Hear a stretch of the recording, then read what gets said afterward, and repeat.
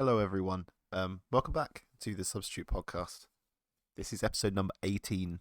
It has been a long time since the last episode, so I hope you haven't forgotten about me. But on this episode, I have two guests. I have Karim and Cam, who are the founders and operators of Trust Grading, the PSA middleman service. We will talk more about trust grading in general. It's actually in the second half of this podcast, which will be released in a few days. I've split it into two just because it's quite long, and I don't think most people have 3 hours to listen to a podcast. But if you do, just listen to them back to back, or listen to any of the previous ones that I've recorded. There are 17 of them, and they vary in length from long to the last one, which was very long. But yeah, speaking of long, this intro is, or my intros are always too long, but it's fine.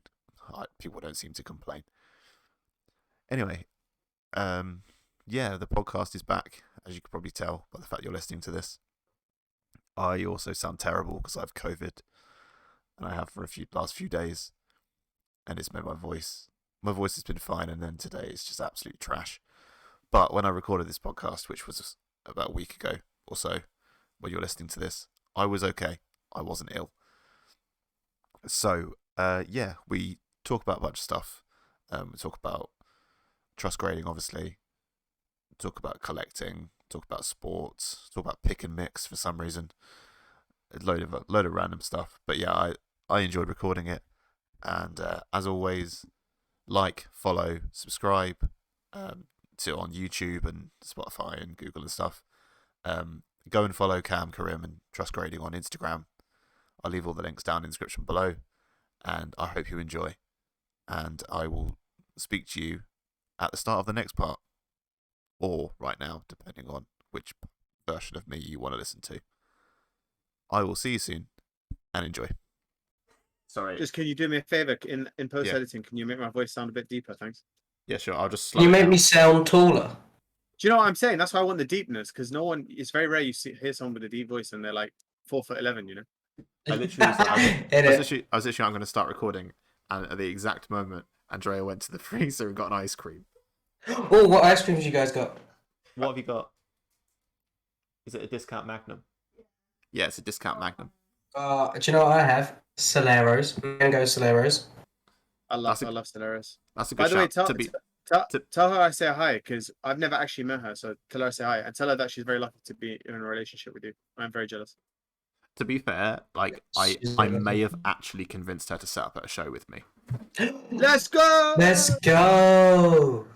Oh, man. So I really want to set up at a card show, but I'd love to set up a car show as well. But it's one of those. Shop. It's just one of those things where I have enough stuff now to set up, but getting to these shows is a nightmare because I can't drive. Question: do you want to set up a stall, or do you want to set up an actual event? I would love to do an event. It's just I can't currently commit to doing it. That's so much work. Yeah, I mean, I couldn't do it. You can't do these kind of things on your own. Like, you either need sponsorship, or you need a team of people helping you out. And luckily, the thing is, being in Nottingham is there are lots of people nearby. So I know people in the Nottingham area. But there's also people in Birmingham. There's people in Derby. There's loads of people in the community that are around here. But I think it's just one of those things where if I wanted a Nottingham card show, I'd want it to be not central because it would be too expensive, but the transport system in Nottingham is so good that if you had it sort of anywhere within a 2-mile radius of the centre of Nottingham, it would be easy to get to. So I would love to set up a show, but I just don't think I can. So probably would be a stall. But, I wish you luck, man. I hope you succeed in that, because I mean, for me, you're so into it and you're so your shit that I would. We would actually smash it out of the park. Wait, I need to ask this now because I'm turn down my potty mouth. Are we allowed to swear in these? Oh yeah, of course. Okay, cool. Have you heard the one with Josh? He literally wouldn't stop. Yeah, so I started listening to that and he kept swearing, and my daughter was in the room, so I was like, yeah, I'm gonna have to watch this out. I just remembered that as soon as you said that, I was like, actually, never mind, you've had Josh on this. the funniest thing was, so I did my own podcast. We did one with, it was like me, Josh, Matt, not Cully, other Matt. Oh, what Matt, we sports Matt from man. Wii Sports. Yeah, Yeah. Matt from Wii Sports, yeah. And then there was Yaz, Vanilla, so and someone else, and we did it, and oh my god, like the first episode, Josh edited out all of his swearing, and it was unbearable to listen to because there was so many, like he used a Pichu clip to cover it up. I remember and that. there was so many. It was It was, so bad. but yeah, I think we did a couple of episodes of the second one. He just didn't bother, which I my I ears were think it's- thankful. Yeah. I mean, This is the thing. So this will be the first podcast that I've done in like 4 months.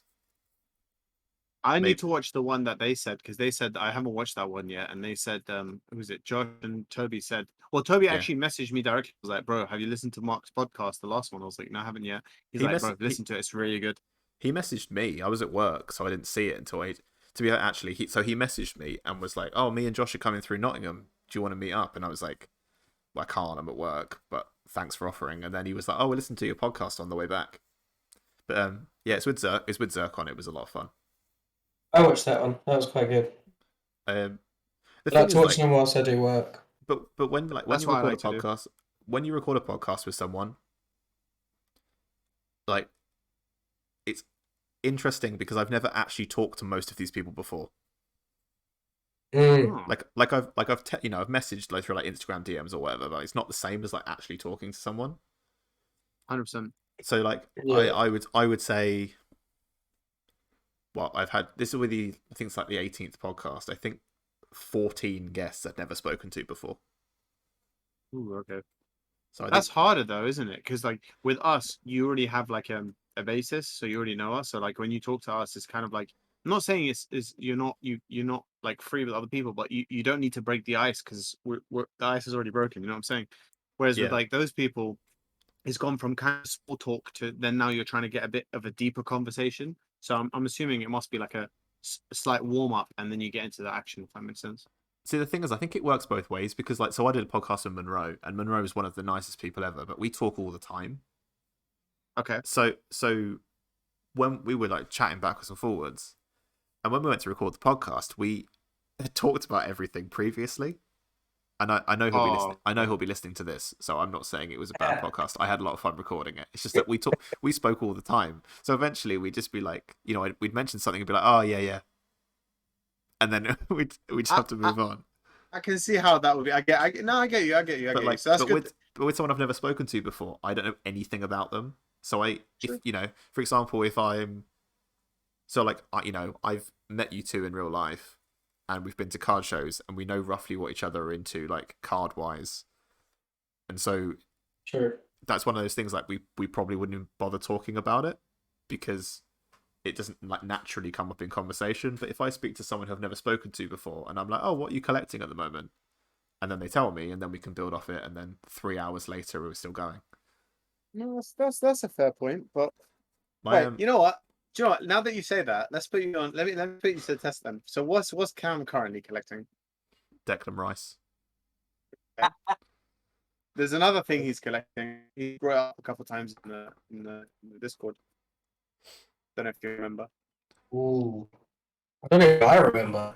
Is it what Pokemon related? It's Pokemon and it's first edition. Oh yeah.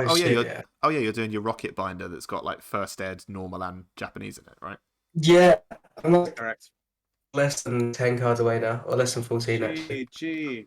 By the way, let me know what. Go on, sorry. I'll just say it's a really cool idea because like Mm. the problem. So I love 3-pocket binders because they're small. But the thing about 3-pocket binders is that generally they make sets look bad. Wait, I've never seen a 3-pocket. Do you mean 4-pocket? I mean No, 9. pocket. I mean 9-pocket, like 3x3. Oh, 3. Oh, yeah, same. I But, like, prefer 3x3. The so, size like- is 10 times better. But when you have like a so I have like a shootout set from 2006 in like a 4x4, and it looks so good in a 4x4 because you can see an entire team on a page. Oh, I didn't think about that. Yeah, 11 players in the football teams. That's good shout. Yeah, It's that's a why I bit, struggled yeah. with the scores. Do you remember when you sent me the match text like 0708? I struggled to find anything that wouldn't have bind it because it just didn't fit with all the extras. Yeah, that's the way I recently started the 15-16 set because I realized I had like half the set already. Didn't you get like a Um, booster box for a tenner? yeah, I opened like 100 packs. I opened like 100 packs. I think it cost me like 25 quid. So they were 25p a pack or something like 40p a pack or whatever. But yeah, so I started that, but I've recently like decided that I want to put everything in binders. So I've got one for Simpsons, one for Fallout, and then one is just that set. So I just bought a load of I bought just cheap ring binders, and I bought a load of actually Mint Keeper brand, just I love nine, Keeper. just 3x3, like just the ones that whenever you see someone's like childhood collection, or you like buy a collection from someone who's had it from when they're a kid, it's those ones.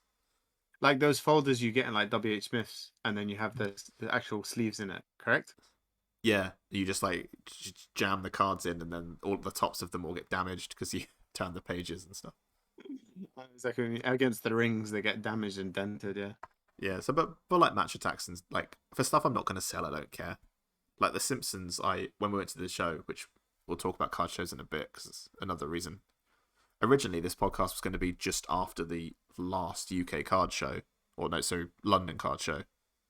That was my plan, and then Bloody hell! I got busy and forgot to ask.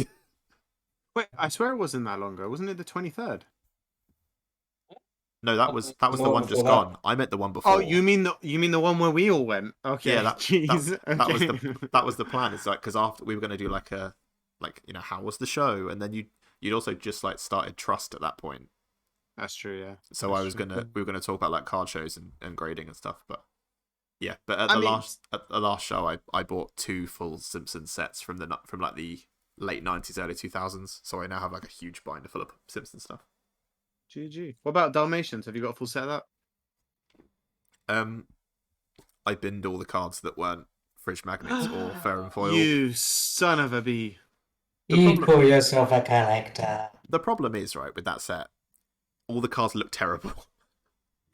I mean, to be fair though, you did the box break as a meme. Let's be real here. It was it all went to charity, so like, I didn't keep any. I actually donated like I doubled the donation because it just was like a pathetic donation. I think it was like 8 quid.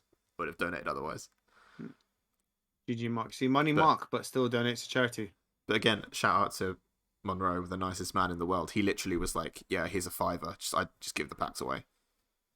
By the way, this might sound really stupid, but just so we know, is Monroe the one that's like m.onroe on Instagram? No, it's Pokemon Monroe. Pokemon Monroe. All right, let me see if I follow him because I just want to make sure that it's the guy I'm thinking of.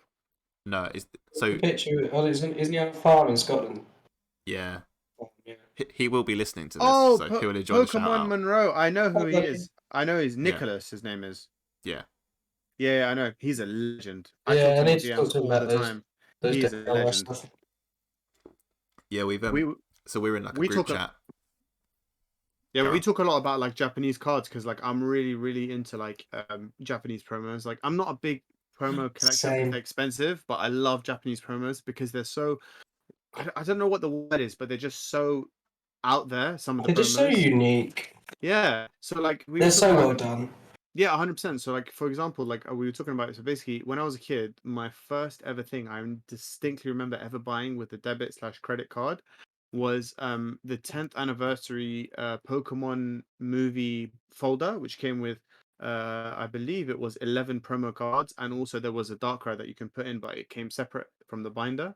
I believe it was 11 cards. I have to double check. But anyways, it came with like all the Pokemon in the movies, and I had one sealed, and I bought it. I remember directly, Cerebi.net had a link to where you could buy it, so I bought it from their website. And this was in the time where like not internet wasn't a new thing, but like ordering online was a relatively new thing. So when I bought from the website, I told my mom and dad, and they were like, "You're an idiot. You've just been robbed. You know, you're not getting your money back on this." You're And dumb. then it literally took because it was like snail this post, so surface post, so it takes like literally 2.5 months to arrive. And when it arrived, it was like my favorite thing. I still got it sealed, right? So I was saying to him like I always wanted to like get all of them graded. But if then one of them doesn't get a 10 or they get different grades, it just doesn't look the same as a complete set of like 10s or 9s or whatever it is. And then he was telling me like he's collecting the full set of 10s, and it looks so cool. Like they're just such good promos. They're so simple, but they're so good. Can you? It's honestly, it's mental to me that we used to order stuff with no tracking. Right?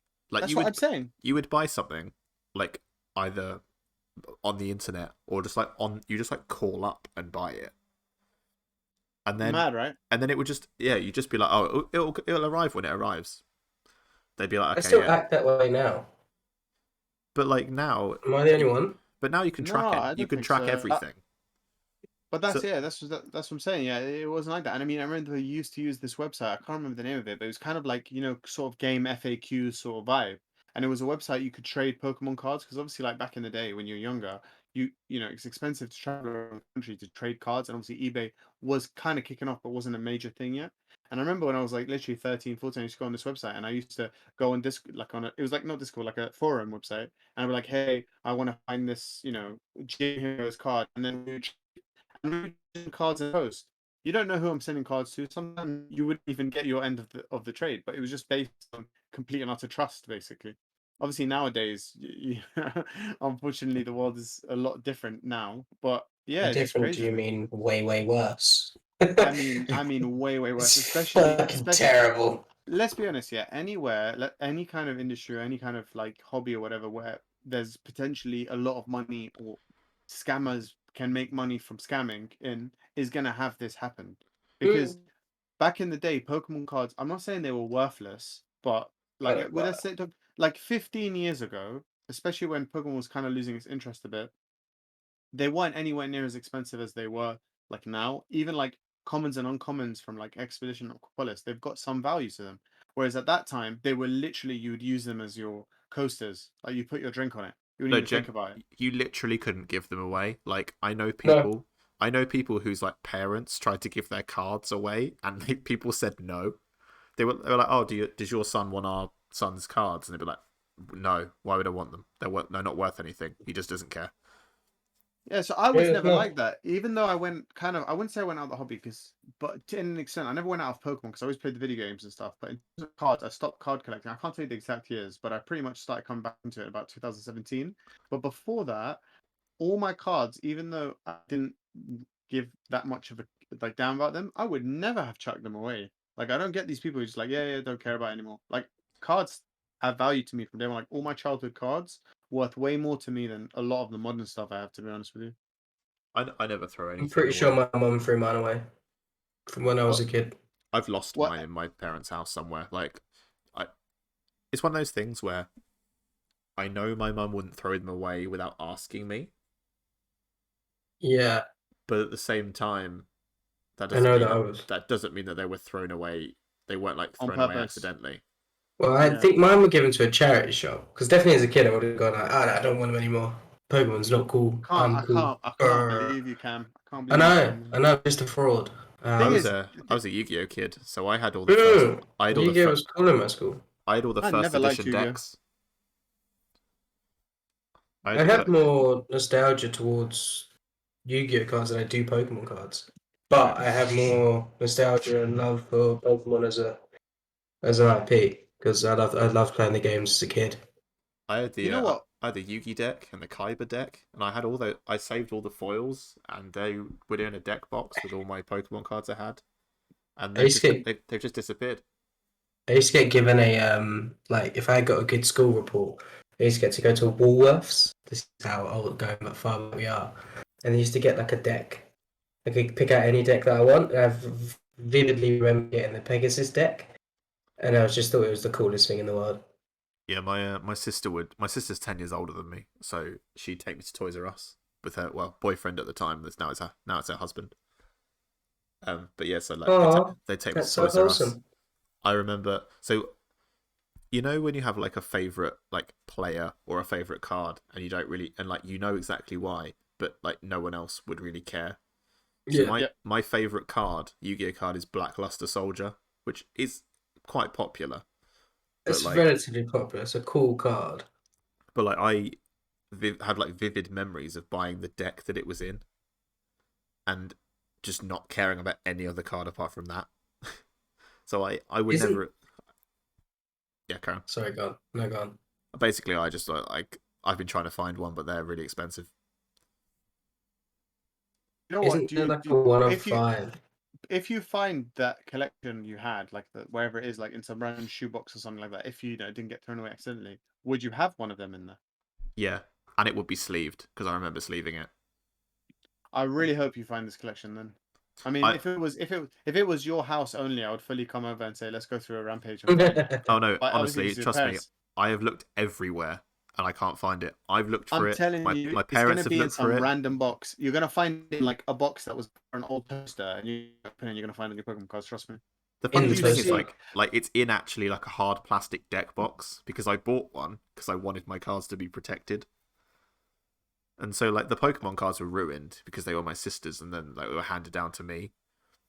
And I didn't have anything good. I think I had like a Hollow Clefairy was like the best card I had, and I remember it being absolutely wrecked even then. But Well, like I'm sure it'll be I'm telling you, you're gonna turn up one day just randomly. It'll be in the most weird place. Because if I told you how like my old Pokemon cards, I found them about 2000 and I want to say 2009, something like that, 2010. I found them because I didn't even know they were there. Even though I know I had them, I just didn't know where they were. A K Swiss box. Do you remember K Swiss? When we used to wear K Swiss shoes. Do you remember them back in the day in high school? Bloody hell. Do you know what I'm saying? Case. That's what I'm saying. Like that's what I'm saying. It's gonna be in some random ass box. I'm I telling think you, it's just yeah, I think when I next go home, I'm just gonna like have a look in the garage and see if they're in there. That's because so my there's not. I mean, my parents' house isn't that big, right? So there's not that many rooms to look in. So we have the room that I was in when I was a kid, and they're not in there. And then I moved to the bigger room when my sister moved out, and they're not in there because I never had them. That was when I was like 16, so I didn't even have them then. And then I went in the loft, and there's nothing in the loft, so it can't be in there. And then yeah, so it only leaves the garage, and there's like I've looked 4 times and I've not found it. But Here it's comes the charm. yeah. So next time Listen. next time I go back, I'm gonna have one last look, and then if I can't find it, I'm just gonna give up the dream of finding them because I'll never find them. it happens. It always happens to me. Is that like when I'm looking for something, I never find it, and then just out of the blue, someone will just come up to me and be like, "Oh yeah, do you know I found this like thing you want?" to be like, "Oh, I've been looking for that," and then you're like, you get so happy. So yeah, I wouldn't be surprised if one day your mom's like, "Oh, I was clearing out some boxes and I found this case. Is it yours?" And you'd be like, "Oh my god!" I'm telling you, it's gonna happen. Fingers crossed. Yeah, fingers crossed. Might have There's all definitely gone to a charity thing. I don't think I had any good cards anyway. this is the thing is that I didn't have any good Pokemon. Like the Pokemon cards I Nah. have now are better than the ones when I was a kid. But like the Yu-Gi-Oh I had back then is, I mean, it's not gonna be worth thousands, but like I would with a Blackluster Soldier, I would just grade it. I don't care what grade it gets. Yeah, but Yeah. that's for your personal collection. So Yeah. that's sentimental. Like you probably never sell that. That's same with me with that Love a that good thing I was PC. telling you that 10th anniversary folder.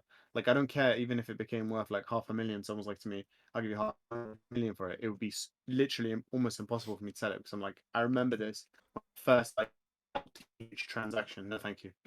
Well, we were saying this Mm. earlier, so like before we started recording, I was saying that I bought a Thierry Henry, and it's like you were asking me if it got a 10, would I sell it? And it's just like there are some things that I just can't bring myself to sell, even if I had to get rid of everything else. There are Yeah. certain things. For me, it would be that Team Rocket set. The thing is, it's not the card. It's like it's Memory the behind it. so with this Thierry Henry, right? So this it's from the Panini Hall of Fame set, and there's only 1,000 boxes. And I knew I was going to buy an Henry. I didn't get any of the boxes. The boxes were like, well, they were They're free about originally. 60, 70 pound. But yeah, Now like, they're Yeah, about it's 60 £70. quid now. yeah. I might buy one. To be honest, even the base set is really nice, so it is worth buying, and you get one numbered card in each box. So like, you know, even if you get like a Van der Sar out of 99, it's like it's not the worst thing in the world, is it? But like, Yeah, but so I even was if thing is, every single card, regardless of it being numbered, is maximum 1 of 1,000 anyway, because yeah there's only 1,000 boxes. There's only 1,000 sets of these, and technically not even 1,000. There's probably like 995 of each card, because once it's a numbered one, obviously that removes one from the boxes, isn't it? So like yeah every so single card in this set is in my opinion is rare because less than yeah a so thousand. there's 36 numbered versions, which means that there's 964. There you Yeah, go. box, 7 cards. 8. You get one of each 8. player. Oh, per And it's box. yeah, and it's a random one inside that's numbered. I watched someone open it on Bits, ironically, about 3-4 days um, um before Mark sent it to us for trust grading. I literally watched someone open one on Bits, and he got a Michael Owen one, and it was numbered. I think it was of a 100 or 99 one. Yeah, so basically, I was committed to buying one, and I was like, it doesn't really matter how much it costs because I will buy it. So originally, I was just going to buy it out of 99, and then Mm. someone I was in a group chat with pulled an Henri out of 25, and it's 14 out of 25, so it's shirt number. And as soon as he pulled it, Yeah. he posted a picture and was like, "Oh, look what I pulled." And I was like, "Okay, I want to buy it." He didn't realize it was shirt number. He did. I told him I did, so I bought it from him. But it's like the story behind the card is like I wanted it so bad, Yeah. and then just randomly someone. I'm in a group chat with 7 people, and one of them pulled the exact card I want. That is very weird. I'm not gonna lie. So it's like I don't want to sell that because there's like a memory tied to it. It's the same with That's what I'm saying. I've got like a base 2 Blastoise. It's a 6, but it's like I bought. It's the first collection from anyone on eBay I ever bought had that card in it, and like I graded it and it got a 6. So it's like I'm not going to sell that now because even though it's worth like sort of £70 or whatever, like it has that memory tied to it. I get that. That's for me is my base set Charizard PSA 7. Like if I had to sell everything, even like that set, the anniversary set would be really hard. But if I could only just keep one single item, it'd be that base set Charizard PSA 7 because literally my wife gave me that as a wedding gift. So that for me has got the most sentimental value of all the things. Because I never pulled one as a kid. Everyone, their dad around me was pulling one. I never pulled one. But I truly believe that when I was a kid, most of the places I was buying packs from were Wade because honestly, it didn't feel like I got 1 in 3 packs was a holo. Because I remember as a kid when I was trying to collect base sets, I know you only get like 1 or 2 packs here and there, but even so, I only got like 3 holos on like at least 50 plus packs I opened as a kid over the span of a couple of years. So it's just for me, I truly believe most places I was going, they were Wade packs. But what I'm saying is I never got a Charizard. And even as a kid, buying a Charizard for like £20 was a lot of money as a kid, especially when the pocket money was like 10, 15p, which in the day, 10, 15p, you could buy literal sweets with that. So I mean, it's not Yeah. the same value. It's also crazy, right? Because when you're a kid, if someone's like, you can have 1 card or you can have 5 packs, it's a really Generally. easy choice. Exactly. To be fair, Packs any day. for some people now, that still is an easy choice. I Well, was that's just why. thinking that. Yeah, but that's what I was talking to someone about recently. They were opening up EX Deoxys packs because they were like Gold Star hunting and stuff, and I was like, but you could buy the Gold Star for the value of the packs, basically raw. And he was like, yeah, but it's not the same as pulling it. I was like, you know what? I'm not gonna argue with that, but I was like, I can't afford to take that risk, so I'm not in the same place as him. But still, just for me, it doesn't make sense. But then when you talk about it like that as a kid, I understand it now. I do it with I do it like match attacks, right? So like when I tried to so the shootout set, I bought a box of shootout cards and I opened the box and I think I was like 6 cards short of the full set. So I just bought those 6, but like it would have been probably it probably would have been like half the price for me to just buy a full set. Exactly, But it's not the same though. it's no fun. Like when I was a kid, I didn't collect Pokemon. I collected first thing I collected was like football stickers and football cards. So when I Yeah, opened like Merlin sticker, right? Oh, like they when were shit back yeah in the day. like They were the shit.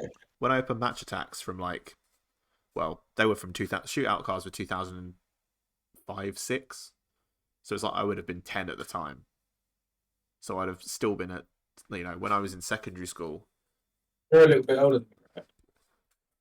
Well, no, yeah, 95 I was born, so I would have been at like 10 or 11. Yeah, I'd have been that 9 or 10. But like my parents would like give me like £1 to go down the shop with, and like I'd buy like some milk and a Freddo, and then I'd have like 35p left, and I get like a pack of stickers. But it's like when I open like shootout cards, it's like brings back like full nostalgia. I think that's For me, easier. That's why. Sorry to cut you off. That's like why all my Pokemon cards have like modern connections. Like I don't have a memory. Yeah. Like I no, remember I get you. I remember like commons and uncommons, like the Graveler from Neo, like the really weird one where it's like 2D. Yeah, I know which one you mean. Yeah. Yeah, like I remember having that card as a kid, and like Golem from Fossil, like that was like my favorite card when I was a kid. That pops that the coloring on that. I like that card. That card was robbed. Why is it not Oh, a rare, let alone a holo? It should have been a holo. It was robbed. you don't So, need to tell me, man. There's so many gold stars that Pokemon that should have got a gold star version of it, and just there's so many Pokemon that I think they dropped the ball on. Because do you if know, you look at Yeah, a lot of where's the my gold, Gengar Gold Star? What no, is this? because when you look at a lot of the gold stars, I'm not saying all of them are weak, but some of them are like that shouldn't have got a gold star in my opinion. No judgment, but yeah, I think there's a lot of Pokemon that they miss with that. That's why I, I'm really glad that talking about the new sets. That's why I'm really glad the new Japanese set Incandescent Arcania is gonna have a Jirachi, Radiant Jirachi, because Oh, I shiny saw that. It Jirachi looks is. nice. The thing is, most of the Radiant cards, not Pokemon Blast, but most of them I don't think that are that special. I don't want to be rude, but like I yeah, like it when the Pokemon has a good background. So like for example, the Eevee, which you don't even pull, it's in the box in English. The Eevee Radiant Eevee collection box. That for me, Eevee is one of the best ones because it has like a crystal background. It looks cool. So it's this one also I was. it's also multicolored at the bottom. That's what.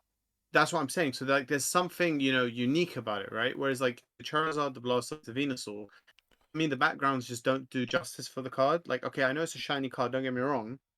And I believe it's the first shiny Venusaur card or shiny Blastoise. Shiny Venusaur? Shiny Blastoise? One of them It's is the first ever shiny variant of it, from what I yeah, remember reading. it's Venusaur because there's a shiny Yeah. Blastoise in Plasma Freeze or It's a Blast. Delta species one, right? No, it's a secret rare in the Plasma set. They've Oh got yeah, yeah, because yeah, they've no, got you're right. James gave me one of those for grading recently. yeah, Yeah. because they've got So that's there's a shiny Blastoise and a shiny Charizard, but not a Venusaur. yeah. So this is the first shiny Venusaur, right? In the Japanese, it looked okay, but in English, I don't know. Just for me, it's like it's nothing special. Like if it's the first time, especially an iconic Pokemon like Venusaur is getting a card, I think the artwork. I think they let it down a bit. That's my opinion. Like if you compare Radiant Pokemon and you compare it to Amazing Rares, which obviously Amazing Rares are way more abundant, anyways, but still, Amazing Rares for me, they did a much better job than they did Radiant cards. That's my opinion. The Japanese amazing rares are like some of the nicest. So I got one next to me when I bought the Henri. The guy shout out to Pokemon Capital who sold it to me. Which one do you have? I have the Eveltal from Oh, S4A. the black one with the That's a silver cool border. card. It slaps. Yeah, That is a cool card. but it's It's little a big things card. like the energies on the resistance and stuff. They're all hollow. Like it just Japanese cards just have such a higher like print quality. Well, Not even this is necessarily this. like actual print quality, but just like the thought that goes into them. Like I know the English versions have it too, but like yellow borders Well, just ruin cards. I'm sorry, it's just this is the hill I will die on. It's like yellow borders absolutely annihilate shiny cards. That's especially for the character rares. Yeah, so for Yeah, big cards or cards with very like specific artwork, like you said, it just contrasts so badly with the yellow borders. Obviously, the iconicness of the yellow borders, like I grew up with English cards, obviously, as you guys did, and I do like yellow border cards for specific. But like you said, for things like character rares, for things like radiant cards, the yellow border, in my opinion, really takes away from it, especially because in the Japanese, I don't know if any of you have ever seen the sparkling, called sparkling in Japanese, the sparkling slash radiant Pokemon cards. They're edge to edge with the same kind of pattern. So the card just completely pops no matter what angle you're looking at it, which I think looks much better than the English. That's why actually I'm not stopped collecting English because that's a bit of a lie, but I'm not master setting any English sets anymore. Even Japanese Yeah, you were technically. doing that for a while, weren't you? Yeah, I wanted to do every single Sword and Shield set, but then when Evolving Skies came around and the card, I didn't pull hardly any good cards, and the prices just kept going up and up and up and up. I was like, I can't justify keep spending money on to complete a set on cards that I don't necessarily like. Like most of the Evolving Skies cards I do. So that set I'll allow. But then when it came to, like, for example, Brilliant Stars, some of the cards I was buying like 15, 20 pounds. I was like, I don't really like this card, but because I want to complete the set, I'll get it. So then I was like to myself, you know what? Brilliant Stars was the last set I complete. Evolving Skies still haven't complete, but like that'll be the last set I complete. And then after that, what I'm gonna do is I'm just gonna stick to Japanese, open up 1 or 2 booster boxes of each set of Japanese, which is still less than 1 booster box in English, and then get all the main set. Because most secret rares nowadays, I'm probably a lot of people will be upset by this, but most secret rares, in my opinion, are rubbish. I don't like rainbows that much, rainbow rares. I don't know many people that do. Um, the gold cards are okay, but again, I don't think they're that special. Some of the They're gold ones are better in nice. Japanese. Yeah, yeah. You, So you like, know for what's example, you know go what's on. great? The gold trainers they've been releasing are the best parts of every set, in my opinion. Yeah. Gold Yeah. trainers. Yeah, like the gold stadiums, like Path to the Peak and Oh the yeah, yeah, stadiums yeah. and Okay, stuff. yeah. Like Path to the Peak that got the full art in Japanese is probably like the one card I actually want to buy from Modern. The gold Cool. stadiums are stuff that I really want to collect. After the podcast, let me know because I'm going to do an order from Japan, so I can add that into the basket. Just remind me afterwards. Yeah, I've worked like 43 hours this week. I think I deserve a gold trainer. Oh Yeah, yes. 100%. It's kind of But mental to think like, sorry, just to like, a lot of my childhood experiences were in Toys R Us, and now I work for the enemy. but to be fair, Toys R Us is closed down, but they're going to be opening up again. I don't know if you heard about this. Yeah, Apparently, they're going to be opening up. Apparently, they tried to poach people from Smiths. Oh really? Yeah. Thing Oh, is, you get the inside knowledge on this podcast. So a friend of mine used to work for Toys R Us before they closed down, and when the closing down sale happened, she hollered at me and was like, "Hey, come, you can get like loads of discounted stuff." And at that time, I was kind of like, "Nah, I'm not really into it, mate." The stuff they I don't know if you know, but they're closing down sale because they did it so abruptly in the UK. Stuff was going for stupid prices. I remember they were selling like Nintendo Wii's for like peanuts, literal It peanuts, just was because they. dumb cheap. Yeah, Yeah, and I wish I went there because I honestly would have killed their Pokemon stock. I know even at that time, even though I wasn't super into Pokemon, I still would have, like, if you're telling me you're gonna get booster packs for like £1, I'm gonna buy it. Also, it might have actually started you collecting, because if you could buy like 50 booster packs for like 50 quid, then you probably would have started collecting. I mean, true, but at least I was able to rack up some savings then, because lately, like, it's been very difficult to save when you see so many cards you like. When did So Toys that R is Us close? what do you say? Sorry, When did Toys R Us close? I would say must be about almost 10 years ago now. Let me check. Toys R Us, No, 17? Toys R 2018 Us. in America. 2017, 18. Well, that was in America. Because I was working in my old job, so that was over 4 years ago. Yeah. Well, it was before I met my wife, so it's definitely 8 years ago. 6 years ago, sorry. Oh no, actually, no, yeah. No. Actually, maybe it was Yeah, 2018. it was Yeah, 2018. Yeah. It feels like much further ago than further, much Yeah, no, it before really. that. COVID It has does, written right? my timescales. I You genuinely know don't what? I've understand said it. the same thing. Yeah, those two because of COVID. I have no idea. Genuinely, I don't remember when is what and what is where. I If that don't know makes what sense. happens anymore. Not To be honestly, to be fair, even if like Guardians Rising packs were £1, I think I still wouldn't buy them. That's so true. That was dog. Do you know what? I'm sorry, a set worse than that for me, and I stand on this hill even though everyone says it, and some people tell me like you're wrong. Rebel Clash. For me, that set, there's not a single card in that set I like. I'm not even exaggerating. See, Oh, the boss's orders is nice. the thing The with boss's orders is like it's not. I'm not saying it's not a nice card. I'm just saying It doesn't it's carry not. the set. But Yeah, like, do you know what I mean? It's not enough Yeah. for me to go. Let me open a booster pack. the thing about Rebel Clash is it has the first VMAX appearances of the like fully evolved starters, and I actually think that the rainbows of them are quite nice. So that's why I don't mind Rebel Clash. Like I think that the most disappointing Sword and Shield set is probably Shining Fates, but only because everybody ruined it. Like it was Shining what? Sorry. Shining Fates. Oh, Shining Face. So That Shining set's Fates, so Shining boring. Fates. So Shining Fates, what was it in Shining Star V, right? In Japanese. Yeah, Shining Star Shining V. Star V is a great set. So Shining Star V is like probably one of my favorite sets. And when it came out, I bought boxes from Japan and opened loads of them, and it was like lots of fun. I sent some stuff to PSA.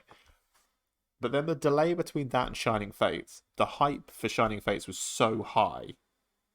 I remember like I ordered the 3 shiny Pokemon tins. Oh, Cramorant, Bolton, and Eldegoss. Yeah, I ordered them on Chaos Cards like 4 months early, something stupid like that 3 months early. And when the set came out, everyone was so hyped for the set and had already pre-ordered so much that within about 3 days nobody cared. And that was Yeah. It was the like that with start of Pokemon Go, to be fair. that's what I'm saying. That is the start of the hype outweighing the actual how good the set is. So, and that Pokemon company are just as It's such a shame. They're just their Pokemon company was guilty for doing it as anyone else. It's like Pokemon Go came out and they were like, "Oh, Lost Origins coming out in 2 months." This was like 2 days before the Pokemon Go set came out. And I was They like, do well, this every set. I don't know why they do this, to be honest with you. it just makes no sense because like obviously it's not hurting their sales because they made like literally billions last year, but like it just kills it a little bit. Especially, it also seems like people are getting product much earlier now than they ever have. Like they were selling Lost Origins in shops like 2 months early in some countries. No, they still are. In Walmart in America, you can get Lost Origin packs. That's how we know pretty much the whole full set lineup, Yeah, especially the trainer gallery. But thing is, right, this is my opinion, and this is, I can't remember who I was talking to. I want to say it was Toby and Josh, but I don't want to say for sure it was them, but I'm pretty sure it was them. We were having a conversation. We were talking about how sets in English have lost their identity in a way, because like if you look at a lot of like EX era and like black and white eras, each set had a sort of reference point in the games or like in the anime, or like what was the theme at that time. Whereas, like, if you look at a lot of the sets nowadays, because we're catching up to Japanese sets all the time, no set sort of has an identity. Like, forget Evolving Skies as an example. If you look at, for example, Astral Radiance, there's not really, like, when I look at that set, no judgment to that set, but I don't think it's an amazing set. There's not really any theme to it. Okay, and it feels like they're kind of doing this now. Like Battle Stars is another example. Like they're bringing a new game mechanic, which is fair enough, but there's not really anything iconic about the set. And I think if you look at Japanese, for example, even though like I'm relatively new to collecting properly Japanese, minus those promos, is all the Japanese sets, they're so small and cohesive that you get the theme of the set. Like the last set, which was Dark Phantasma, is obviously a Hisuian Zoroark set. That was the main sort of focus in that. This new set that recently came out, Lost Abyss, it's a Giratina set, What is the new set in English that's coming out? Lost Origins. Yeah, it's a Giratina set, but it's so bloated from all the other sets that they had to kind of combine to get all the cards out. It's taken away from the set already from me. That's my personal opinion. Because the chase cards in that, even though the forefront Pokemon is Giratina, for me the chase cards in that set technically aren't Giratina, because apart from the alt art, because the trainer gallery has the CHR of Pikachu, has the secret character secret rare of Pikachu V and V Max, which is a really nice card in my opinion too. And then you've got the golds, which are the gold Pikachu, and they've apparently got the gold Mew in the set as well. So like the trainer gallery for me has now become so good that I don't even care about the main set anymore. That's how much the identity is lost because of how all over the place the set Trainer is. sets now. that's the thing. Is like so it's with the Japanese sets is so they're based around the game, right? That's the way it's pretty much always been, right? So Brilliant Stars is based around the base game of Platinum Arceus. Correct. Yeah. And then Astral Radiance is based on like the final boss in the game of Platinum Arceus, and then Lost Origin is Lost Origin, right? Yep, that's correct. Lost Origin. Yeah, that's based on like the final Giratina fight. Sorry to anyone who's not played the game. I've just spoiled the ending for you. But It's been ruined. But like, I'm sorry. I think there's a time limit that if you haven't played it, then... yeah. I've actually, to be fair, I've never actually beaten the game all the way to the end. I've not got that far in the game. But that's the thing is like, so they are based around events, but like you said, they're so bloated and huge because of the reason, which another hill I'm ready to die on, is that people who collect now don't have the patience to collect slowly. Because the attention span. That is true, because and they also... don't need to though. Because I'm not saying it's like a collector's fault, but it's like when you were, when you're a kid, right? If you went to a shop and said, "Can I buy the entire box?" they'd probably say no. That's true. But no, now that is true. But now you can buy like 10 cases on release, crack them open, have every card in the set within 2 weeks, and be done. That is very true. And as someone who completes a lot of set, and some of the sets once you complete them, they kind of lose the value because it's kind of like you've lost the fun in collecting. I do agree with that. But at the same time, one thing I will say is I think one of the issues with collecting nowadays as well is it's kind of like when is the right time to buy, right? Because back in the day when a set would come out, the first few months or the first year when it was in print would be a good time to buy it because after it went out of print, it would go up in value, right? Now, with English, it's all over the place because sometimes a set, after 2 years, for example, if you take Rebel Clash, a base set, Sword and Shield, most of the big cards in that set have gone down in value so much since they've come out, right? Even though they're out of print, technically speaking. But then you have some cards that are anomalies. So, for example, Evolving Skies. If I bought most of the Evolving Skies cards I was missing in the last few months when it first came out, they were actually cheaper than they are now. So, for example, Yeah. if you go to the Umbreon V Alt Art, which is the last card I need for the set, that is about floating at around 80-90 pounds. I remember when it first came out because I had it one saved in my eBay listing watch list. It sold for about 45 pounds, so it's doubled in value. Even though the set is not technically, I mean, we haven't had a print in a while, but it's not out of print, and it's relatively common. But that's what I'm saying. So like, this is why I think as well people are rushing to buy because you don't know where the price of things are going to fluctuate. Another prime example of that is Astral Radiance Machamp OR. When that first came out, that card was selling day one £28. I remember people selling them on Facebook for about 25 to £30. Now it's about, I think last time I checked, it's about 70-80 pound card. So it's kind of that rush as well because like, oh shit, the card might go up in value. I need to buy it now, if that makes sense. I feel Everything, like everything has. Evolving Skies or Arts have ebbed and flowed so much in price though, because isn't it due another reprint? This is the thing. Everything has like FOMO pricing. Yeah, Agreed. So so like much. the biggest example is, as of recording this, it's the 31st of July, right? The special delivery Charizard I first knew wave what of one you were going to emails talk I about. knew you were I saying knew got you were sent going to go out that. yesterday, and I know someone, and I won't drop names, but he knows who he is, and he won't listen to this. I know who this is. He Yeah, I know who sold this is. his I also know who this for, is. for £250. Do I blame him? No, it's an absolutely absurd amount of money Fair for a play. free card. And bear in mind, he sold it without that person 100% knowing that he has it because he obviously doesn't have it in hand yet. Okay. Yeah, And doesn't even know the condition of the card. And C, doesn't even know the actual value when it comes out because majority of the people that I know who applied for a code got a code. And that like campaign was open for so long. We don't know the exact number. And bear in mind, they've had years to keep That's printing this 10,000. card. Because you need to remember something. This card was supposed to come out, I want to say 2 years ago. It was over a year ago for sure. Yeah, That's because 10,000 plus. it's a really old. If you look at the number of the Sword and Shield promo number of the Black Star promo, it's so old. So for me, how rare is it? Because if it's already selling for 250 now, and bear in mind the special delivery Pikachu when that first came out, that sold for a lot more after about a month of it being out. Who knows what this is going to be when it drops day one? So shout out to him for selling it, but that's what I'm saying. Like it's the FOMO for sure. Definitely, it's the yeah. FOMO, especially countries that they couldn't get it because obviously it was only I think it was US, Canada, You, and England exclusive. I think UK exclusive, if I yeah. remember right.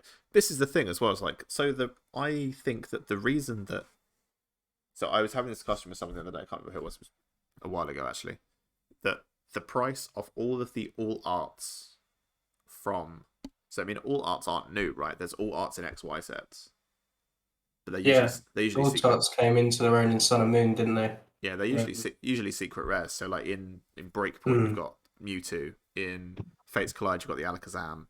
In Steam Siege, you've got Volcanion and Gardevoir. It's like they are all arts, but people didn't at the time think they were particularly all arts because there was only like one in each set. So they just call them secret rares because they are.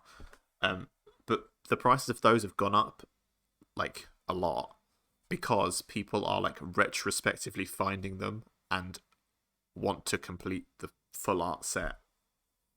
Yeah, I'm trying to bind several arts as well. Which is a good collection because it's not a huge amount of cards in the grand scheme of It's things. Benny though, that's the issue. No, 100%. Especially the VMAX ones because most VMAX alt arts, which we're kind of stopping doing that. Most of the alt arts coming out in Japan and English at the moment is Vs. But the VMAXs, for example, if you look at the online estimated pull rates when people open like thousands of boxes, they're so low. So like the Rayquaza VMAX from Evolving Skies and even the Umbreon VMAX from Evolving Skies is so lowly like pulled. That's why they're raw. They're over £100 cards each. Like I think the Rayquazas at the moment's floating around about 140, and last time I checked, the Umbreon was about 160. So like it's very rare for raw cards, like not graded value cards, raw cards, to be over £100 when the set is relatively new. Evolving Skies hasn't been that, is not like vintage, 100+ pounds for a card in a set. It's quite crazy in the modern times, because if you compare it to like all the other cards in the set, like in other sets, forget Evolving Skies because it's an anomaly. Most other sets, most of the cards like the rainbows, the golds, the full arts, they're normally 20 or less pounds on average. Honestly, some Sun and Moon sets are ridiculous. So like Oh, mate. I opened a Burning So Shadows pack bad. a while ago. For it came in like a box or something, and I opened it and I got a rainbow rare, and obviously it wasn't Charizard because Hmm. why would it be? But I got an amazing rare, not an amazing rare, a rainbow rare Galissapod, and it legitimately is worth less than the pack. It was, I I think did it that was, with Ultra Prism the other day. yeah, like Burning Shadows is £8 a pack. I think it's £6 on eBay. So if I sold it Yeah. on Instagram, it would be even less. It'd be like a fiver. And I think I done that the other day. I put it on eBay. I put it on eBay and Instagram, and it just didn't sell. Yeah, but But then also to be again, fair, it's also based on what kind of Pokemon it is, because obviously if it's a Charizard, any card of a Charizard's worth something. But Galissapod, like, I don't know many people who have it in their top 10. But it's just Put it crazy that that way. you can pull the highest rarity available in the set, and you still don't make your money back. I think But that's that's what what. feels bad But about that's why. modern. But that's why Evolving Skies for me is such like an amazing anomaly, because we've never seen this in a set where like not majority, but like almost any art you pull in a booster box of Evolving Skies, if you got it at retail for like 110, if you pull like one of the top like 15 cards in the set, you've almost completely made your money back, How because much most of are the art. sorry? How much How are much are Evolving Skies booster boxes? booster boxes at the moment? Because I haven't seen any in stock. So the last ones I bought a couple just for my sealed collection. They were about 125. But Yeah, I last keep time I meaning to checked, buy I some. haven't. Yeah, I haven't found anyone selling any. Apparently, there's a small reprint coming in America in September because Pokerev talked about it. Yeah. But you can I don't get it know. on Magic Madhouse for Yeah, that 150. 144, which is technically exactly That retail, is, because if you do 36 packs times 399, Yeah. It yeah. still Like so doesn't feel bad, you know? no, I'm it isn't. I'm It not isn't bad, I'm not because if you pull, I'm not no, advising go anyone. I'm not advising anyone to do anything because I'm not an expert. But buy that because Yeah. that is the set that in 5 years' time. I hate people when they're like, if I put it in my cupboard for 10 years, it'll be worth loads. But genuinely, Evolving Skies, if you keep it for like 3 years, 2 3 years, it will be worth £600-700 a box because Mm. people will be like, oh, I remember that set. It had an Umbreon in it and a I think Rayquaza. that for blasting Brilliant Stars as well, just because of Charizard or what.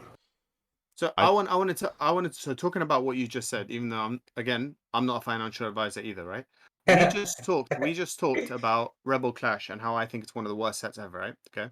Now that's out of print. Okay. Isn't that 200 quid? Wait, that's what I was gonna say, right? So this set Sorry. is let's be honest, yeah, this set is, for all extents and purposes, I'm not going to say it's one of the worst sets, but for all extents and purposes, like no one we know, or most people we know, would say that this is even in close to their top 100 set. Yeah, let's be honest, right? This set on average is now selling on eBay for over £200 because it's out of print, right? Now, if a set like Rebel Clash is going to double in price in less than 3 years, okay, Evolving Skies, a set which has pretty much, let's be honest here, about 30 cards which are chase cards and worth money, in a 3 years time, is it crazy to say that Evolving Skies will double? I don't think it is. Again, I'm not a financial advisor. Please don't put your money where I've said to. I'm just saying as an example. If you just look at the statistics of Pokemon in general, anything sealed goes up in value. And if it's, you know, a high demand item, or Pokemon in the set or on the actual merchandise that is popular, such as like Charizard, Mewtwo, and so on, then you expect it to go up in value.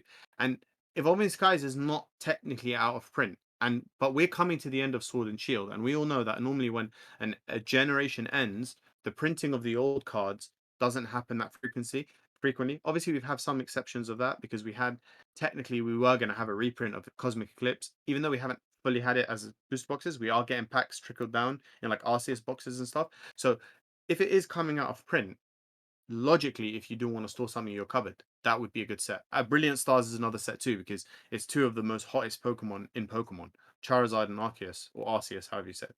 I think it's all about opportunity cost at this level.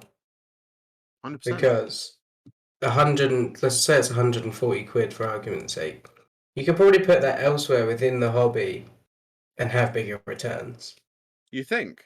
Yeah, because Go like on you then. said, I Go on agree. then. No, I I'm think curious. no, No. I agree with Cam. I think storing booster boxes is what I would deem as like a dumb investment, and I don't mean dumb as in it's a safe investment. I don't mean dumb as in like you're an idiot. I mean dumb No, as in like 100%. it requires very little expertise to It put it requires very to little Oh, expertise, very little 100%. effort to 100%. keep, and yeah. you'll probably hit 5% year on year. It's like your Vanguard stock. It will give you Yeah, the but bare see, minimum. but that you But say that's I not get. bad. No, I get that. I 100% get that. But with argument's sake, I can give you an example of sets that are not relatively old. They're only like 5 years old, and they're not even close to like 5% a year. They've been much more than that.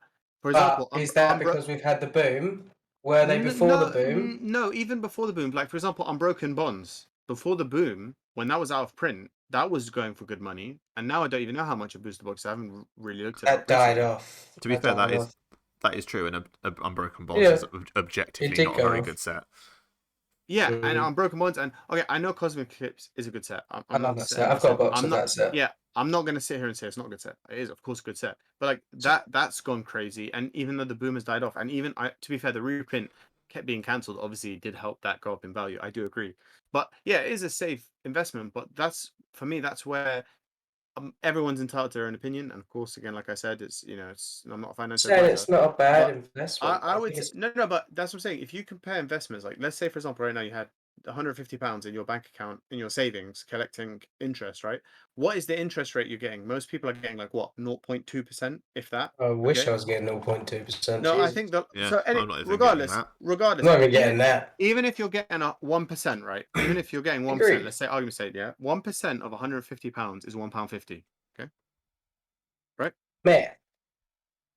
Are we agreeing here? Yeah, it's £1.50 for I 1%. Yeah, right. am If agreeing you with your math. stored, if you stored an Evolving Skies booster box for 1 year, yeah, in a year's time, you bought it 144. Even if it, as long as it hits 145.50 in a year's time, you've made your money back, and it probably will go more than that. And prime examples of this, because if you want to compare it to like Japanese, I know that Japanese normally booster boxes in Japanese because they're so much printed way less and way less like reprints. But still, if you compare Japanese booster boxes, for example, like Evolving Skies, up until we had a room of a reprint, those boxes were going for dumb money.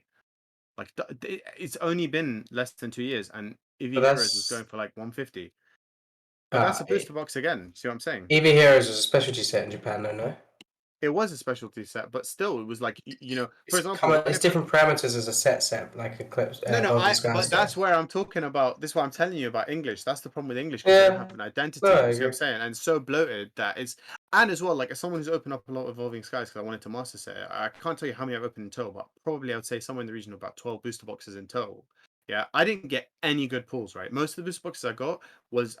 Not that I'm looking for value, but in terms of big cards, I only made like 40, £50 per booster box. So I made a loss pretty much every booster box.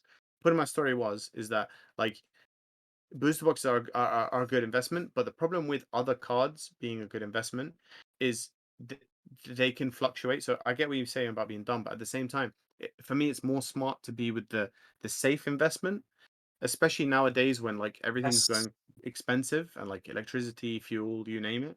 So I'd Again, rather take the 5% but that's going like a forward. low risk tolerance. but the thing is, when I say dumb, I don't mean like as in dumb as in like it's stupid. I mean like as in No, it's the low safety IQ, the safety of it is what makes it. No, it's because you can just put it away and not have to Yeah, worry about it. like all you have to 100%. do, like so I found one. I found an Evolving Skies booster box for £137. It's not a bad Right, price. so it's under retail. I genuinely Found might one buy. 134. I I found it gen 134.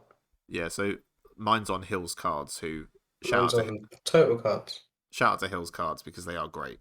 I've dealt Oh, with it's them; out of they're very good stock. too. Ignore me. But yeah, so I'm pretty sure this one is in stock because they have it on their eBay. So yeah, oh they have loads. So buy them up now. Yep, I'm literally about to order one. So But but it's this is the opportunity cost, that's all. but this is the thing, right? Like yeah, so it's opportunity cost. Can most people can't afford to sit on £140 worth of just like in £140 worth of savings, and again, you can make more if you grade. Like if you 100%. grade smartly. I don't grade everything. Like the time for grading everything is over. Yep. Which Having out the Which window I'm with £8 subs. which I'm glad in a way, because searching for stuff on eBay now is literally going through the trenches for most cards now. yeah, but like so I mean you can also like so now because it's a hard time, right, to save money currently. It's very tough. Mhm. But for that reason, if you're being smart and you're buying and you're selling on eBay especially, you can make a lot of money. Yep. But Now's the time to buy if you can afford it. but Oh, again, 100%. Pokemon is so vast that, like, my advice would be if anyone tries to do this, it's like pick a niche. So like maybe your niche is PSA 10 Japanese cards, and just familiarize yourself with the prices of them roughly, and then just see what's going on auction. Especially like so it's a 80% off fees weekend this weekend. From next Friday to next Monday, just see what auctions are going. Yep. Just I go on 100% agree with this. I just go on 100% agree with this. just go on eBay, just go on ending soonest, and just see. You'll see so many things where you're like, that's overpriced. Don't care about that. But like every now and again, you'll see something, and yeah, you might get outbid, and you might end up not getting it because it goes for more than you expected. But like, it's all about learning. Like, so I recently did this. So I constantly eBay search PSA 10 football, and I picked up some stuff like super cheap. And like, yeah, Yeah, you're really good at it. you might pick up something cheap and then be like, okay, I'm stuck with this now. But eventually, like, so I went to the card show and I traded like 2 or 3 of the things away that I bought. Ooh. And it's nice. No, 100%. And even though like I don't want to say give away my secrets, but at the same time I don't want more people doing what I'm doing. But like I'll give you exactly what you said. I completely agree. So for example, I'm gonna call you out on this, not in a rude way, but Mark introduced me to, for those listening, to I can't remember what this is. It's CP5, but the Dream Shine set. Okay, so Mark introduced me to this set, and when he showed us his returns from PSA, he got really good returns. I absolutely fell in love with the set, and I was like, you know what, it's such a good set. So I've been looking at it, individual cards, and the prices of them are pretty nuts. Like overall, it's quite expensive to get the whole set. English, like in England, or even getting them abroad in Japan, they're not cheap because they're not a relatively common set to find, right? So this is a prime example of what Mark's saying. I just typed in, just for fun. I searched because I love Darkrai. It's probably my overall favorite Pokemon. So searching Darkrai, and this popped up just randomly, right? This guy was selling a full, almost complete collection of Dreamshine CP6, CP5. And when I tell you these cards are mint, I asked for photos, like to see what they were like. They were friggin' clean. So I'm not going to tell you how much I paid. I'm just sending them a picture. So it's pretty much every single one of the full arts, and then most of the main set. How much do you think that should be worth? I honestly Like, don't know. I don't I know mean, that set at all. I mean, conservatively, I'd say for the full arts, maybe like a tenner each, and for the rest of them, maybe like 3 or 4. That is very Yeah. cheap, to be So fair. that's on But the cheaper end, and I 100% yeah, agree. So but that I've would been that would be what, 90, and then there's 2, 4, 6, 8, 10, 12, 14, 16, 8. We'll say 20 just for ease. So that's like 160 quid.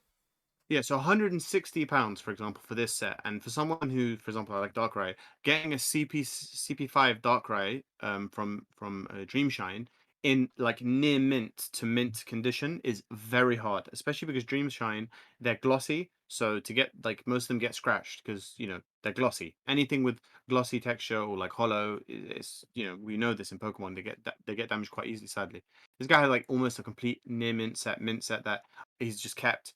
This was on auction, and I was just watching. I said, "Let me check it out." I bought it for £90. What's crazy, right, is if you grade one of the Wow. full arts and it gets a 10 and you sell it, it's more than that.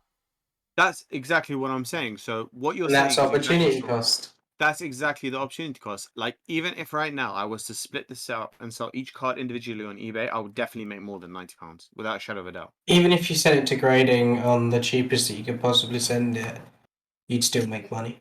And all the Dream Shines, even in a PSA 9, is still worth a decent. It's not worth a shiz ton of money, but it's worth a decent amount of money. But this is exactly what Mark was saying. This is about being smart. So obviously, not everyone has a lot of time in their hands, and even I don't. Like for full disclosure, I work 2 jobs technically because me and Cam run trust grading, which Mark's already talked about, and then obviously I have my normal, day job.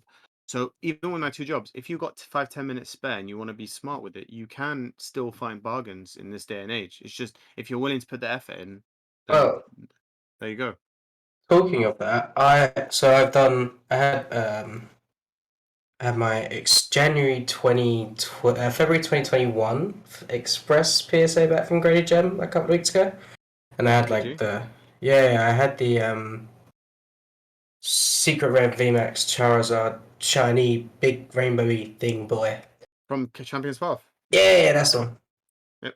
And I sold that, and I sold a couple of others. So I kind of been left with money that I don't necessarily have things to buy because I don't want to buy for collection at the moment because I think it's a little bit too high for what I want. But I have a friend of mine who likes his sports. He's not really into cards, and I've said to him, look, because he's got time. Well, I think he has time.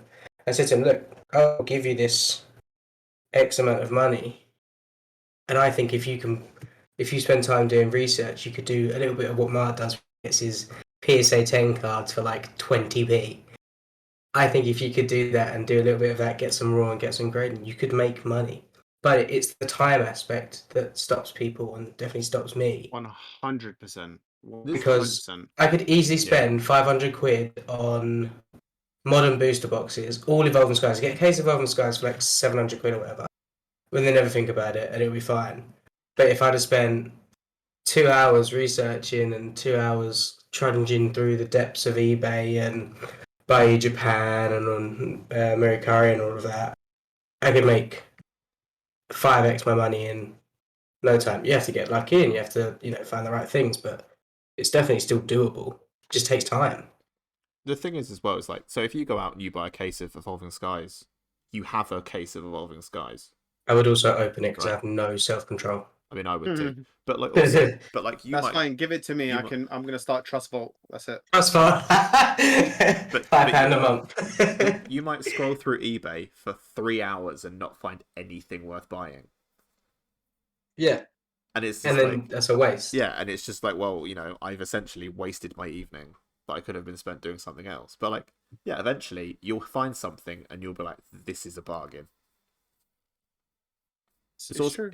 It's also, the thing is, it's just marginal gains, right? It's like, It's little. every 5% here. And also another thing is like, don't be afraid to just take a loss, just for the great. 100%. Sometimes got to hold it out. 100%. Because like I've bought stuff and then realised that I overpaid, or I've got a box next to me of like my stuff that I will sell in the future, and in there I bought a slab. It was an SGC 10, and it's got a huge chip out the back. Ooh, ouch. It's probably What, the card or the slab? the card.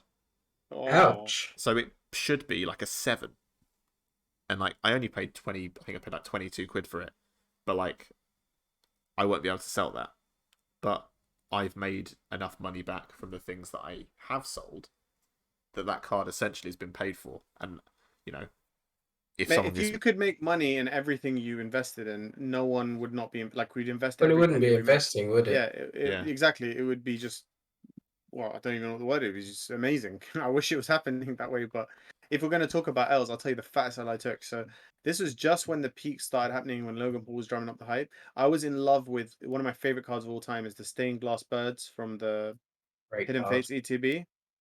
I love this card. I think it's beautiful, right? It's a beautiful card. And I was looking online. I was going to buy a PSA 9 one, and then I saw a PSA 10 one went for a good amount. I think it was £190 at the time, and it was a lot lower than market value. And I just love the card. I bought it. I was like, yes, I want this. Look at the price of a PSA 10 SM120 Stained Glass Birds PSA 10 on eBay. I've made a fat L on that card.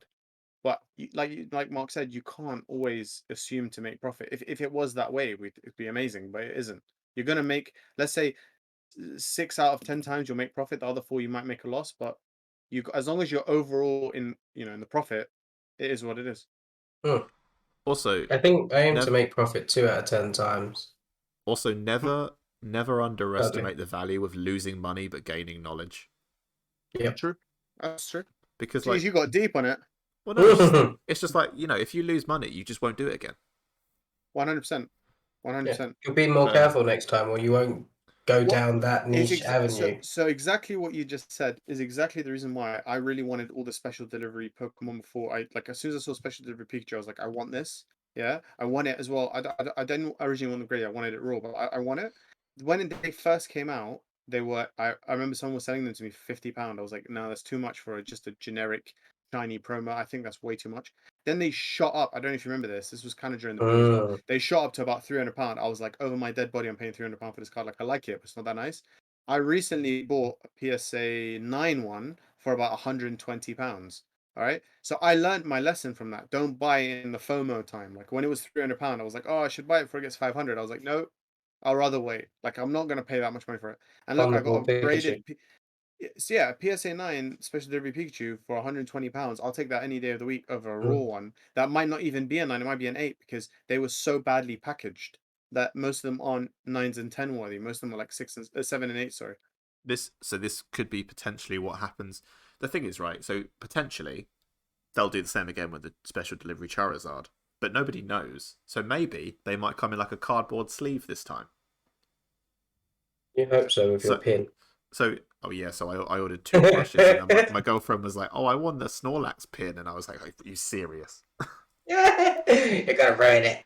You were so smart putting plushies, man. I wish I read that comment before I ordered mine because I would have done It was exactly the clever. same. Genuinely. I would have hollered at anyone in the Discord and be like, "Does anyone want a plushie on me?" Because Yeah. I just want to add something to the box. I got the Dragonite plush. It's really cool. GG. I was gonna get the Growlithe one, but it's not very nice. The Pokemon Center one. Yeah, the Hisuian one that I got from you from Japan, that one was really nice. But the regular Yeah. Growlithe is a bit meh. I'm not gonna lie. Yeah, so I got a Dragonite, and then my girlfriend got a Psyduck, and then because it's £20 or over, that came to like 19.98. So she bought the pin as well.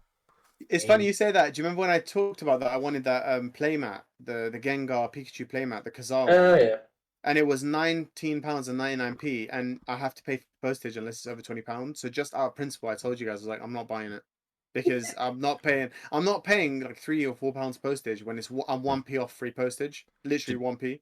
I But it genuinely was almost perfect. bought I genuinely almost bought the Gengar bag. Oh, that's a nice bag, you know. But guess what Someone that is? messaged me about that. I think it's breezy. I kind of want it. Guess what? How much that is? Is it 1999? Yes, it is. Brilliant. So we But my girlfriend was like, "What's the cheapest thing they sell?" The cheapest thing on Pokemon is literally 1 booster pack. It's £3.99. yeah, that's Oh, what yeah. I just bought 6 Evolving Skies sleeve booster packs. I was like, that's over £20. Go ahead. Good Because investment. because guess what? 5 of them is under £20. Oh, do you know They're what else? £3.99 each. Do you know what God else? damn it. Do you know what else is a good investment? The half booster boxes, because they have excellent pull rates and they're usually less than half the price of a booster box. I was looking at them the other day. There's a couple on eBay. I have a question. Where do they get sold? Because I see these all the time on eBay, but I've never seen them in real life. See them in my niece are local. Yeah, they usually like corner shops and stuff. Like, Oh, okay, because it's like smaller stock value for them to buy. Makes sense. yeah, like if you think about it, like most corner shops would struggle to sell a full booster box. Yeah, it'd sit there for ages. Especially now, because like not in my area. So in my area, like near me, there's literally about 5 or 6 schools, so they would sell like hotcakes. Yeah, I know. Especially kids nowadays, they get tantrums. Like, let's be honest, you've seen those bratty kids who are like, "Mommy." Oh yeah. So, That just reminded me of Stewie Griffin, who was like, "Mummy, Mama, Mom, Lewis, Mum." Yeah. The thing is Nothing that like happens on that. like on a daily basis, where like Oh yeah, because you. Oh yeah, you work at Snips. Oh, it's even worse for you. Yeah, I could not. there was a woman in, I think, was it today or yesterday? Anyway, it was like this weekend sometime, and she had the best attitude to parenting ever, which is to talk to your child like they're just a human, like a normal human being. But she did not hide any of her emotions. Like, she was like, you have toys at home you don't play with, and then her kid got like annoyed and got a little bit like stroppy, and then she was like, fine, just pick a piece of plastic and I'll buy it for you and you can throw it away in 2 months. That's so good. That's so gonna be Mark. That's so gonna be you, bro. I made a rule that when I have kids, I'm not doing baby talk. I will be speaking to them like adults. But I Yeah. think that's better though, because if they can Yeah. articulate themselves to you, then if you understand each other Yeah. better, I think it works out in your favor. I'll speak to my dog like a child. That is a Yeah. child though. It's It's a it's man's a, it's a best friend. forever baby. It's a forever baby. Yeah. Literally. I was gonna say just one quick thing talking about the special delivery Charizard. As we were talking about, like I told you how old it is. It's Sword and Shield promo number 075. Yeah, it's in the Zacian and Zamazenta player Those manual. premium, are they the premium ETB thing, right? Yeah, the ones that came out like a year ago. Yeah, exactly. I There you think go. So that's what I'm saying. it's not even the last promo in that. I think the last promo is actually the Zacian and Zamazenta. Yeah, so there's so many Sword and Shield. I mean, I think we're on like 250 something now. I don't know the exact number. I have to check it. And But for some reason, Pokelector's not working right now. But anyways, my story is like we're talking about 075. So this is pretty much first to second year of Sword and Shield. That's how old it is. So I truly believe after they saw what happened with like special delivery Bidoof, which is actually still currently more expensive than the Pikachu because it's more rare. The Charizard, I think they've absolutely just demolished the printing of this, which I'm not mad about, to They make did. That's why everyone they look. paused it, wasn't it, originally? Yeah, because let's be real, it was gonna get scalped to shiz, and it was It was gonna be going a to be stupidly done the priced. same time as Pikachu, right? Yeah, because look at Pikachu on the Ball is a prime example of this. Oh, Pikachu on the I was Ball, thinking when that that. was Yeah. when that was coming out, yeah, this is supposed to be a non-hollow for kids promo. And like, although I do want promos, I do like Braxar promos. I'm a sucker for them. I'm not gonna lie. Um, I still wouldn't go out my way to steal it from a kid. Like, I'm not that person. Yeah, I'd rather the kid get it. They participated. It's made for kids to get them into football and activities. Good for you. Yeah, No, the way they but handed them out was just nonsensical. It's they like were so asking, yeah, but bad. they were asking for it to get scalped because literally you get sent it in one package to the owners or like the managers of the club, yeah. right? So if that person wanted to make money for his team, and bear in mind, I'm not judging them because some of the managers did sell it to make money for their teams to get them kits and stuff. Not all of them, but some of them, you know. So I Football's get just that, dumb expensive. but Yeah, that's what but I'm you saying. got what, like I think you got like 15 promos sent to you, right? They I were think it was selling 20 actually. Yeah. Yeah, they were selling for like £600-700 each. And that well, when they first came out they were even more than that. But like say Like a they're grand. say they're Oh, 500 say they're 500 each. You've just made 10 grand for your team. And Why for would you something that's technically free, because once you Yeah. signed up, you got it for free. Bear in Also, mind. I know children like Pokemon cards. But if you said to a child, I sold our Pikachus and you don't have to pay for football for 2 years and we're getting new football goals and new kits and new balls, like they're not going to care. They're just going to be like, okay, well, even though I'm 7, I understand that is a fair trade. And it's even mm, worse because it's not even just about that. Like, let's say that the coach was a legit person who didn't think about money and just gave each one to, a kid on the team, right? If that kid goes to school and some older kids like Tim, I'll give you £10 for that card. They're gonna say, yes, please. Take the card, give me my £10, right? Yeah. That's the problem with it, is like they printed it so in a such a especially during the boom, which didn't help the situation. They yeah. were asking for it to get robbed. So as soon as that got announced, it was coming out in game. I honestly have not been that happy with a win for Pokemon in a long time, because I was like, I do want that promo. I like completing sets. We've made that very clear. But I'm not paying that much money for a non-hollow promo that has been literally taken out of kids' hand. No, thank you. To be Isn't fair, it? they never actually got distributed though because the whole No. promotion got cancelled because it was literally play football in person at a tournament or like No, but an FA yeah, but event, they and sent then they sent it out. So if you like me personally, each to their own. But if I was a manager of the a football futsal team and I got sent this promotional products for the kids, although like I know that the kids I can't meet them in person, they would still be their cards. Like this one will be for Mark, this one will be for Cam. I couldn't just sell them like that. So I don't blame the manager at the same time, but still like they are technically kids' cards. They are meant for the general public. I also have to. Now they are. I'll be honest though, like if my kid brought home a card and I knew it was worth like a grand, I would probably just be like, I will sell this for you and I will buy you, you know, £500 worth of Pokemon cards. I probably wouldn't because that would spoil them, but I'd just be like, you know what, you can, I'll sell it and I'll take you to the toy shop and you can have whatever you want. Like, And then the rest of it can go in it's your savings, for yeah, just like example. it's irresponsible to give that much.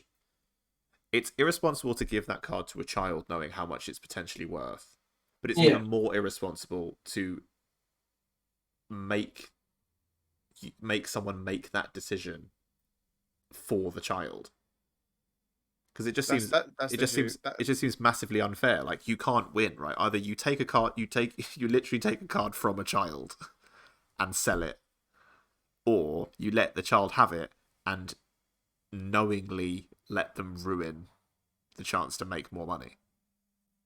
See, it's this. So this is the argument. I actually had this exact philosophical argument with my parents, because I used to collect when I was a kid, like model cars, like 118, 120 scale cars. I used to love them. Every time my dad used to go for work in like Germany or Belgium or wherever in Europe, he would bring me back one of them, like a Ferrari and an old school E-Type Jaguar, something like that, right? Now, Beautiful if they car. were, if they, 100%.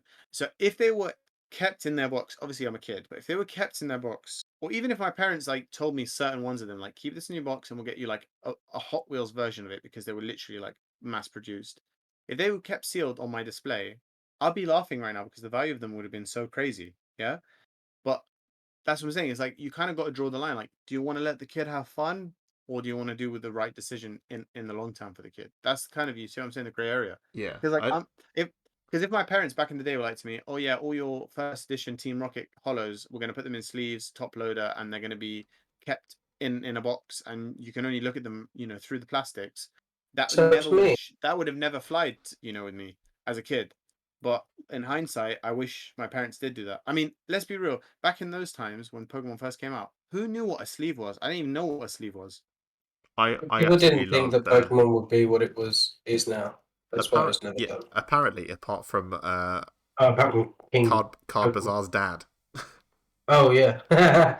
who they had the great system of like buy one and keep one. Yeah, So that mad. so yeah, they'd like bought 2 boxes of rocket, opened one, put the other one in the loft. Now he has just loose rocket packs hanging about. He also got them on discount because he used to see them in Woolworths when Woolworths was closing down for a pound. And him and his Yeah, brother, apparently, this was is like his brother was like, "Oh, we should just buy them there a pound." And I mean, in hindsight, a pound at that time was still money. Like the pound nowadays, let's be honest, some drinks you can't buy. Can't buy a Red Bull for a pound. But at and that time, a pound was money. It was a decent amount. Because I remember when those Team Rocket packs came out and like Woolworths was obviously closing down and stuff. I remember cinema tickets were like £5 each, £5, £6 each. Now where I am, I don't know where you are, Mark, and where you are, Cameron, but where I am, like most cinema tickets in my area are like £12, £13. Yeah, it's like Tops. 14 quid a ticket. Yeah, it was my just which that, my local cinema was pre-pandemic. You could get a ticket, a large drink, and a large popcorn for less than a tenner. yeah, Wow. It was I don't amazing. even think mine was like that pre-pandemic. And then they bro. upped the price a little bit, and now it's like, I think it's like 13 quid. That's Okay, mad. so Mark, if I go to most cinemas in because I live in like West London, most cinemas I would go to in my area, including like for example Westfield, White City, I couldn't even get the ticket for £13. Then Just the ticket, not even the traveling, not even the parking if I take my car, not even the popcorn, the drink, just the Literally. pure ticket. I couldn't even get it for that cheap. Essex is the same. It's so dumb. But the thing is, it spoiled me because we went to the new one, the new cinema near where I live. It's not really that new, but it's like 6 months open to go. And I went with my girlfriend. We got 2 tickets, a popcorn and 2 drinks, and it was 30 quid. And I was like, are you serious? That is, That's what I'm saying. That's what I'm saying. So like a pound back in those days was that thing. Like a pound wasn't nothing to you. Whereas like not being rude, like a pound now, it's a pound. Like I don't oh want to be yeah, rude, but it's the I truth. bought I bought a can of Coke earlier. It was a quid. I didn't even think about it. That's exactly my point. Like back in the day, a pound. We were talking about this as pocket money. You'd get a pound, and you could buy like literally Hmm. a full day's supply. You could get a chocolate, a crisps, a drink, maybe a packet of stickers, and you still have change, right? Like I genuinely remember to this day when my mom used to give me 40p pocket money on a Friday to go to the local shop to get a drink. I would get a Panda Pop for 20p, a Freddo for 10p, and then I would get loose like fruit salads for like 1p each. I would Yeah. get 10 sweets, a chocolate bar, and a fizzy drink, Panda Pops, RIP. Yeah, this was like Mm. for 40p. Now for 40p, you can't even buy a chocolate bar in Tesco's. Tesco's. It's I'm not talking about a local shop, which is normally more expensive. Tesco's, you can't even buy a single chocolate bar for 40p. it's crazy that like, so pick and mix went from a thing that was dirt cheap to something that honestly I blame the cinemas for this as well. Hmm. But things like was dirt cheap, right? You could go into a shop and you could get like penny sweets and like fill up a full bag and it'd be like 150. Pick and mix now is the most expensive luxury item in the world. It's mad. Especially in the cinema. I swear it's like £4 for 100 grams or something. Yeah, it's like like, the cinema near me is opposite a Tesco, and I'm like, I don't, I was never one of those people who was like, oh, let's just smuggle in the biggest item I can. But honestly, if I have to say Subway. to anyone listening, if you buy Pick a Mix at the cinema, you are deranged. That or No, you're a baller. You're And just take that raw money and invest in Evolving Skies booster boxes.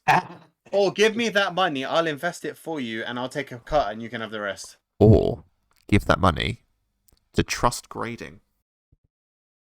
Hi, it's me again. This is the end of part 1. Thanks for listening. If you made it this far, part 2 will be out in a couple of days. It's already ready to go. Just lengthening out the content. But yeah, like, subscribe, follow me, everyone in the video. You know the drill. Everything will be in the description. But yeah, next part will lead on directly from this. So remember what's happened. Make notes if you want to. I'm not going to tell you what to do. Would I make notes? Maybe. I don't know. I have a really poor memory, so I might. But I will speak to you again in a couple of days. So, as a treat, you made it to the end of this video, I'm planning to release this on Monday the 8th. If it doesn't go out on Monday the 8th, you'll only know that if you made it this far. And then the next part I'm planning to release on Thursday, which is the 11th, I think. Yeah. So if I don't meet the schedule, then no one will know apart from the people who've made it this far. So that's your treat. You get to tell you what, if you made it this far and I lied, DM me on Instagram and tell me I'm a fraud. There you go. Enjoy that. But anyway, yeah. So part 2 will be out in a couple of days or 3 days, and I hope you like this one. I hope you like the next one, and I will speak to you all soon. Goodbye.